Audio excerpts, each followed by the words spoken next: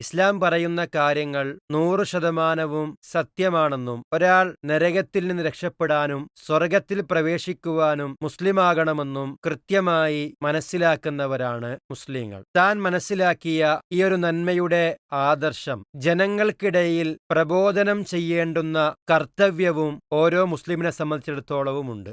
എന്നാൽ ഒരിക്കലും ഒരാളെയും നിർബന്ധിച്ച് ഇസ്ലാമിലേക്ക് കൊണ്ടുവരുന്ന രീതി മുസ്ലിങ്ങൾക്കില്ല എന്ന് നമ്മൾ അറിയേണ്ടതുണ്ട്. പലപ്പോഴും ഏറെ ചർച്ചയ്ക്ക് വിധേയമാക്കുന്ന ഒരു വിഷയമാണ് നിർബന്ധ മതപരിവർത്തനം എന്നുള്ളത്. ഇസ്ലാം കൃത്യമായി പറയുന്നു, ലാ ഇക്റാഹ ഫിദ്ദീൻ, മതത്തിൽ ബലാത്കാരമില്ല. ഒരിക്കലും നിർബന്ധിച്ചുകൊണ്ട് ഇസ്ലാമിലേക്ക് ഒരാളെ കൊണ്ടുവരുന്ന രീതിയില്ല. ഖുർആനിന്റെ 2-ാം അധ്യായം സൂറത്തുൽ ബഖറയിലെ 256-ാമത്തെ വചനമാണ്. സന്മാർഗം എന്താണ് എന്നും ദുർമാർഗം എന്താണ് എന്നും വ്യക്തമാണ്. ഇസ്ലാം മാത്രമാണ് ശരിയെന്നും ലോകത്തെ സൃഷ്ടിച്ച് പരിപാലിക്കുന്ന എല്ലാവരുടെയും സൃഷ്ടികർത്താവായ അള്ളാഹു മാത്രമാണ് ആരാധനക്കർഹനെന്നും പ്രവാചകന്മാരുടെ അധ്യാപനങ്ങൾ സ്വീകരിക്കണമെന്നും മരണത്തിന് ശേഷം ഒരു ജീവിതമുണ്ട് എന്നും അവിടെ സ്വർഗനരകങ്ങളുണ്ട് എന്നും തുടങ്ങി ഇസ്ലാം കൃത്യമായ രൂപത്തിൽ ജനങ്ങൾക്ക് എത്തിക്കേണ്ടുന്ന കടമകൾ മാത്രമാണ് ഓരോ വിശ്വാസിക്കുമുള്ളത്. എന്നാൽ നിർബന്ധിച്ച് ഒരാൾ ഇസ്ലാമിലേക്ക് കൊണ്ടുവരേണ്ട ബാധ്യതയോ ഇസ്ലാമിൽ ആളെ കൂട്ടേണ്ട ബാധ്യതയോ ഒന്നുമില്ല എന്ന് നമ്മൾ മനസ്സിലാക്കേണ്ടതുണ്ട്.